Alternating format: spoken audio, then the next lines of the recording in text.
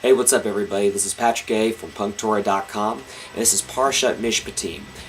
Language is kind of funny. We have words that sound the same, but they mean different things, and in other cases we have words that are different, but mean the same thing. And we're stuck in that vicious grammar cycle in this week's Torah portion. Moses is basically giving his first big legal speech, and I'm not going to get into the particulars about it, but let's just say that it's a whole lot of thou shalt nots that are really good to look into if you ever have some free time. So, Moses tells everyone this good stuff, and they reply, "We shall do." In other words, they're like, yeah, that's cool, we'll take on this Torah stuff. Now, later, Moses writes down these laws, and the Hebrews reply again, but this time they say, "We shall obey." Why is it that when Moses says some words, the people do, while in written form, people obey? I'd like to think that if I was wandering the desert with some guy who's talking directly to the creator of the universe, I'd obey everything that was going down, whether it's on paper or conversation or text message or email or smoke signals or whatever, it doesn't matter to me. I think the reason why the Hebrews get more serious with a written Torah is that they're invested in it.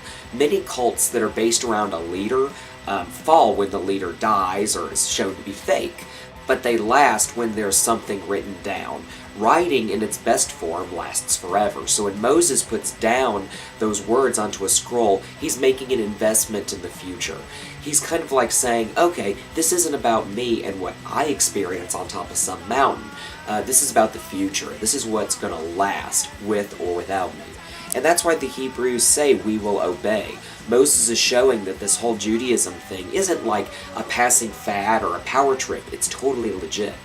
A lot of times when we start something, we tend to bottle it up and keep it to ourselves. I think of like the number of people who start charities or outreach programs or things like that, and the whole idea is that they want to get the message out to people, or they want to provide money to people, or they want to, save some animal or something like that. And it turns into this big like ego power trip thing where it's not about what the real goal is. It turns into this like thing where it's like a dictatorship and it's all about the leader, and people try to put in their advice and they try to help out, and instead, it's just like, oh, well, this guy started it all, or oh, this woman is the founder of this thing, so we just have to do whatever they say.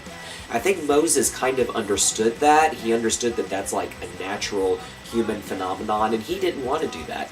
Basically, he didn't want to be Pharaoh. He just wanted to deliver a message and do it the best way that he could until his time was up.